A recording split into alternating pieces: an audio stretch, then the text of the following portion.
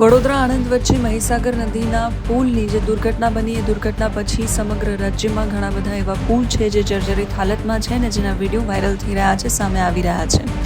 ડાંગ જિલ્લાના વઘઈથી સાપુતારા થઈને નાસિક શિરડીને જોડતો મહત્વનો સાકર પાતાળનો જે પુલ છે જે ચૂનાના પાતાળ તરીકે પણ ઓળખાય છે, અંબિકા નદી પર આવેલો આ પુલ પણ જર્જરિત હાલતમાં જોવા મળી રહ્યો છે.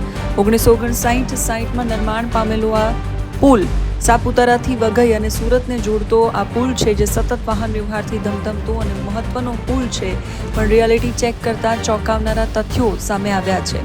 પુલના નીચેના સ્લેબમાં તિરાડો પડી ગઈ છે અને વાહન વ્યવહાર માટે આ ખૂબ ભયજનક બન્યો છે. પુલની ઉપર લગાડવામાં આવેલ સંરક્ષણ દિવાલમાં પણ ઠેર ઠેર સિમેન્ટના પોપડા બહાર આવી ગયા છે. સામાન્ય વાહન પણ જો અથડાય તો નદીમાં ખાબકવાની શક્યતા પ્રબળ બની ગઈ છે.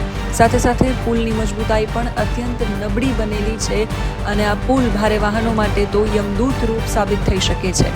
જો કે વઘઈ સબ ડિવિઝનના નાયબ કાર્યપાલક ઇજનેર M.R. પટેલને પૂછતા એમણે કહ્યું કે સાકર પાતાળ ગામ પાસે આવેલો આ પુલ બહુ જ જૂનો છે. આ જગ્યાએ સર્વે કરી અને નવો પુલ બનાવવા માટે રિપોર્ટ મોકલી દેવાયો છે ઉપરની કક્ષાએ. જે મંજૂર થશે તો ટૂંક જ સમયમાં નવો પુલ બનાવવા માટેની કામગીરી શરૂ કરાશે.